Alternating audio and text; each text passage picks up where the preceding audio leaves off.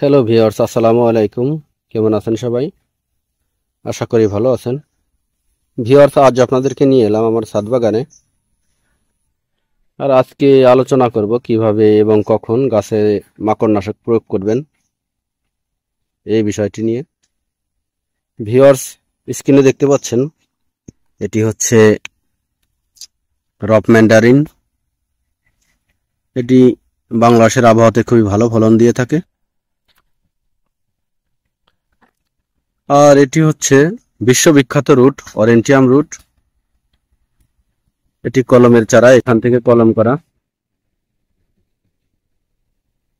এটি আমি এক বাগানি ভাইয়ের কাছ থেকে সংগ্রহ করেছিলাম। তার বাগানে অনেক রপ ম্যান্ডারিন এবং বিভিন্ন জাতের সাইট্রাস গাছ রয়েছে। তো ভিউয়ার্স, এটি আমি 20 লিটার একটা টবে লাগিয়ে দিয়েছি। টবের গোড়ার দিকে আমি নিচের দিকে প্রায় 8 থেকে 10টা ছিদ্র করে দিয়েছি এবং এখানে প্রায় 1 ইঞ্চি পরিমাণ মোটা বালি দিয়ে দিয়েছি যেন ড্রেনেজ সিস্টেমটা ভালো থাকে। সবাই জানে যে সাইট্রাস গাছ গোড়ায় পানি জমে থাকা পছন্দ করে না, তাই আমি মিডিয়া হিসেবে তৈরি করেছি মোটা বালি, পচা গোবর, ধানের চিটা এবং মাটি দিয়ে। টানা 10 থেকে 12 দিন বৃষ্টি, কিন্তু কোনো প্রকার পানি জমা নেই, মনে হচ্ছে সবকিছু স্বাভাবিক। তো বর্ষায় টবে কিছু আগাছা জন্মে, অবশ্যই আপনারা এগুলোকে পরিষ্কার করে দিবেন। আমি এই গাছটিতে কোনো প্রকার রাসায়নিক খাবার এখনো দেইনি, টানা বৃষ্টির কারণে আরো এটা দেওয়া হয়নি। কারণ একদম টানা বৃষ্টিতে যদি আমি রাসায়নিক সার দেই, গোড়া শিকড় পচে যাওয়ার সম্ভাবনা রয়েছে। তো ভিউয়ার্স, দেখতে পাচ্ছেন যে আমার এই গাছটিতে মাশাআল্লাহ অল্প কিছুদিন লাগিয়েছি, তারপরেও গ্রোথ চলে এসেছে।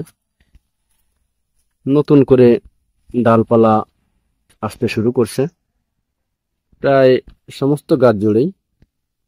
আর ঠিক এই সময় গাছে মাকড়ের আক্রমণ হবে। মাকড় কিন্তু এইসব বয়স্ক পাতাগুলোতে আক্রমণ করে না, সব সময় জালি পাতাতে আক্রমণ করে। তো এমতায়েব অবস্থায় আপনারা অবশ্যই গাছে মাকড়নাশক দেবেন এবং ছত্রাকনাশকও দিতে পারেন। দুটি একসাথে স্প্রে করে দিতে পারেন। মাকড়নাশক হিসেবে বাজারে বিভিন্ন জাতের বিভিন্ন ধরনের ওষুধ পাওয়া যায়। তার ভিতরে সবচাইতে উল্লেখযোগ্য হচ্ছে ভার্টিমেক।